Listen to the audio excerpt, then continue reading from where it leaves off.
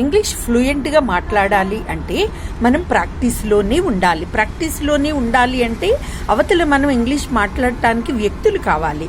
అయితే మనకి సిగ్గు మొహమాటం సిగ్గుగా అనిపించవచ్చు. అలాంటప్పుడు ఏం చేయాలంటే మనం ఏ పని అయితే చేస్తున్నామో ఆ పనులు ప్రతి నిమిషం మనం ఏ పని చేస్తే ఆ పని మన మనసులోని ఇంగ్లీష్లోకి ట్రాన్స్లేట్ చేసుకుంటూ ఆ సెంటెన్సెస్ని 20 to 50 టైమ్స్ రిపీట్ చేయాలి.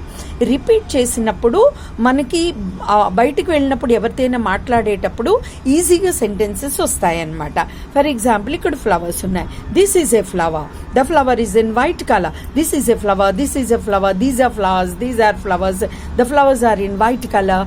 This is a leaf, these are leaves, the leaves are in in green colour. అలా ఐ లవ్ ఫ్లవర్స్.